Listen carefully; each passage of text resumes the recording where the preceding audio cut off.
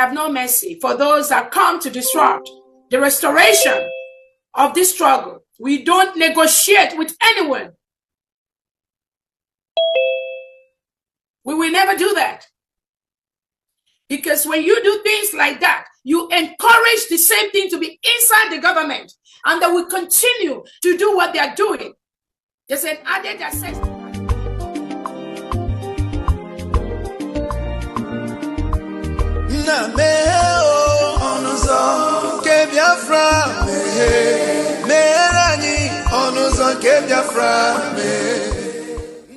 Welcome, fellow Biafrans, lovers of freedom across the world. I welcome you once again to this amazing platform where we bring you information that has to do with the United States of Biafra.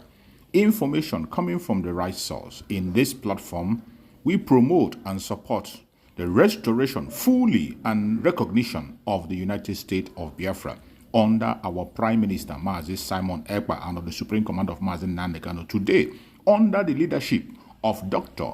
Ngozi Orabweze, the Deputy Prime Minister. Wherever you are and you're watching this program, I welcome you. Please like and share to all platforms. In this program, we will be continue to show you information that are coming from all angles, more especially things that has to do with the Biafran territory, regardless where it is, whether in the east, in the west, in the north, in the south. We bring it before you so that you can digest it and have a rethink and know where you stand. The only thing that can guarantee our freedom in that contraption called Nigeria is Biafra. It is either Biafra or nothing. And wherever you are, continue to support the United States of Biafra. That is the only way to go. That is the only way you can have good economy and have security. Regardless what you see today, do not get distracted. Do not get bemoved. Continue to stand your ground, to demand for self-determination because it is your right. Do not allow anyone to take away the right to self-determination, the right to self-defense, and the right to life from you. Kindly watch this video for more wisdom. Let's watch. Even when we let them out, we've heard stories, or we've also seen it again, made it to the media or the news, how some of them, when being granted pardon and freedom, will, if they are being integrated back into the military, they will go there to kill. Some of them have ended up taking out the arms, Nigerian branded firearms, even the camos and kits of our security operatives. Then how is it possible for us to de-radicalize people who have a certain ideology? Some, majority. Let's look at the numbers. If you radicalize 1,000 people, and you have 5, 6, 7, 10 of them who have gone back to their selves, I don't think is really wrong. That you did radicalize that number, Right. I mean, I'm just thinking that the number matters. It's not about some of these guys. I can tell you, I was there when it started, and I can tell you, some of these young men, and there was no jobs. Okay. What did they do? All right, okay. Dr. Metrika, let me stay with you. So you clearly don't agree with IPO that certain group of people, ethnic minorities, are sent to the war front to die in parts of the north. You don't agree with IPOB on that, right? At all, I don't agree with them. They have a problem. Okay, all right, thanks very much. Please stay with us. Let's come back to the studio where we have Barrister Darlington Agomo. Barrister, you were shaking your head at some point when Dr. Metrika was making an intervention. Do you disagree with what he said?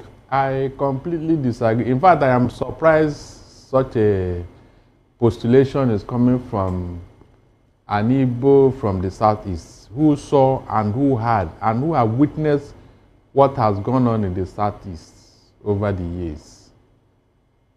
What is that thing that will motivate an Igbo youth to join the army of Nigeria today? What is that thing? I was thinking he would tell me.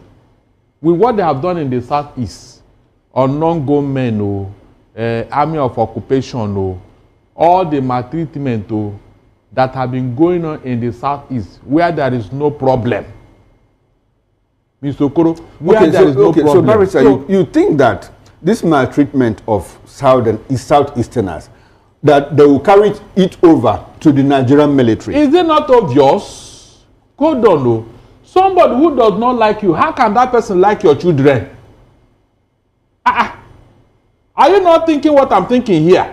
Somebody who does not like you, how can that person like your own children? Tell me. So when we are saying be wary, that is the meaning. But is it peculiar to the Igbos? Because we have not heard about any other ethnic group complaining that, look, they are sending our children to the war front to go and die. Have you, how many of an army? Good. Where are their position? Go and check. The top echelon of the military in Nigeria today. So we are not talking about the top echelon now. We are talking about the full soldiers. Hold on. We are talking of the military. Okay. The top echelon, who are the people occupying that position, and who are the real infantry, the real combatants? Go and check the records now. How do you get to the top echelon if you don't start from the ground up? Bosses, the military of Nigeria has been politicized. It's no longer by your ranking or by your years of service. They don't promote them. They don't promote them in Nigerian military. That's why you have an army military reason, along the ranks and then being discharged some before he gets to the top. Look at what happened recently. Are you aware that Chief Femi Falana is in court today because some military were discharged prematurely? Are you aware? How many of them are from the southeast? Sorry? How many of them are from the southeast? I don't know who are there. How many of them are from the southeast? So I don't know. But the fact remains that it has happened. One of them once lived in my house here in Lagos, and he told me how they were just dismissed for no justifiable reason. The retired army general you heard of recently, they were given $20,000 and they were let off the hook. Is that complimentary? Is that what should be happening in the military? Look, let us call a spade here. The Nigerian military is no longer the Nigerian military of the 60s. Where their focus is on Nigeria, no tribalism, no sectionalism, no ethnicity. Those days are gone. The politicians of Nigeria have destroyed the Nigerian military. They are no longer incentive. You are no longer motivated as a youth to join the Nigerian military today, except you are from a certain class, a certain group, a certain region. Some are of the school of thought that for the Igbo youths to join the Nigerian military would be a way to assert their stake in Nigeria's future and also challenge the stereotypes of marginalization. Don't you see the possibility in that? I don't think so. Moses, I don't think so. We have a number of Nigerian Igbo personnel in Nigerian military as of today. Go and see the position they are occupying. Mr. Okoro and Moses, please. When last did you hear of a military general of Nigeria, of Igbo extraction in Nigerian military? The chief of Navy staff is an Igbo man. He's from Enugu State. Yes. When last did such a position go to the southeast? But at least we have it now. You have it now? Yes. Are you serious? Okay, once in a red moon, and it has to be a gala. It has to be. When will an Igbo man become a chief of army staff? Jirika was one. He had retired under Jonathan. Okay, but now if nobody else joins and gets in there, who then will? So all this has happened before. Will the cry of the Igbos of being marginalized be justified if they don't put themselves in position what I'm telling you, these people you are mentioning, they went there before. You don't when they joined the military, they go through the rank before. Yes. But as of today, if you know the politics against the Igbos in the Nigerian military, you won't even tell any of your children to join it. Barrister, tell me about the I am telling you now, Igbos. There is a serious profiling. You don't cross a particular ceiling.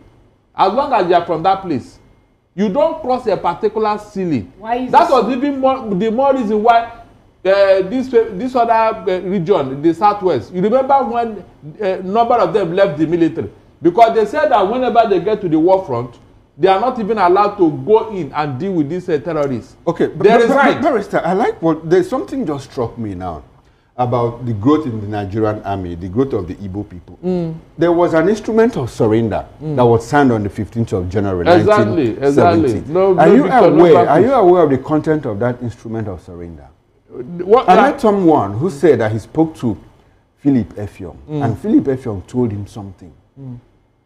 That in that instrument of surrender, that it was agreed and signed in that instrument, that the Igbo people will not get to a certain position Exactly. until after 65 years. Exactly. Are you aware of I that? am aware. I'm telling you, yes. That was why, what's it called? Ike Nwachukwu. Abi? Yes. The only reason that he got to that level that time was because he married a Fulani. His son married a Fulani lady. I'm not joking. That was the only reason. That is what gave him the opportunity to even get to that. After that His time, mother was Fulani too. Fulani too. So go and check. So how about Ebitu Kiwe? What happened to him? Why did he get there? Ebitu was After, more like Babangida's secondary. All those people are Navy. You know, mostly of them. I don't know from the Navy. I mean, they call military. Nobody from US actually will get there. They call military. Chief of Army Staff. Ndubisi Kanu was military administrator of Lagos State. What was his position? Ebitu Kiwe was military administrator of Lagos State. What was their position? They just, show you the position and then off it goes. So Barrister, are you saying that when Showorose were having an Igbo problem in Nigeria, that he's right in that statement? And if so, why are we having an Igbo problem? Somebody should answer me. Imagine if it is the Igbo people that are causing this insecurity in Nigeria. What would all of you be saying? My brother talking from Anambra there. Imagine, he's not even addressing that problem. We have had insecurity for the past 15 years. A certain group of people killing people with impunity, and he's not talking about it. Barrister, there is insecurity in the southeast, and looks like the federal government has turned a blind eye. Oh, so you know. And people just to pretend that. Imagine if it is the people that have gone about killing people all over the place. What do you think would have happened by now? Why is it that nobody talking about it? All right then. All right, let's give Dr. Jude the right of reply to some of these questions put forward. Dr. Jude, do you think that the insecurity in the southeast, do you think that the FG has turned its eyes away from the insecurity in the southeast, thereby supporting it? You can't compare the insecurity in the southeast to what is happening in Borno State, what is happening in Zamfara State. You can't compare that. So anybody who's comparing it does not live here. I live here. I crisscross here, Imo, Enugu. I go around. I can tell you exactly that what the problem here is. Let me also tell you that we invited the military ourselves. Don't forget that our boys started killing the soldiers and the respect here in the southeast. And that was why we started having army checkpoints, police checkpoints all over the place. My brother there, the barrister that is sitting down there. Go ahead. They stay in Lagos. They stay in Lagos. And they hear these stories. They check the narrative. But the true story is that the IPOB boys started this unknown government thing in the south. Anybody who says it is not true is not true. That they started this, but unfortunately for them, they started recruiting criminals to join them so they can have numbers. The criminals came and changed the situation into kidnapping. This conversation is getting quite interesting.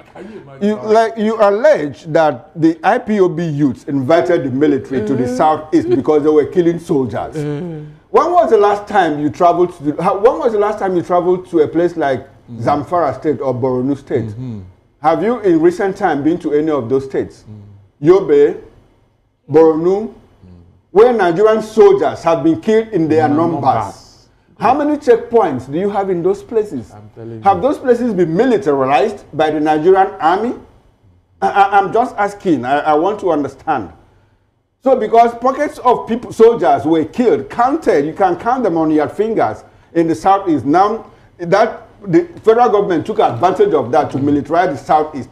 Meanwhile, in places like the far northeast and northwest, where insurgency, terrorism has lasted for the past 15 years, you don't have those military checkpoints. Is there any justification for that?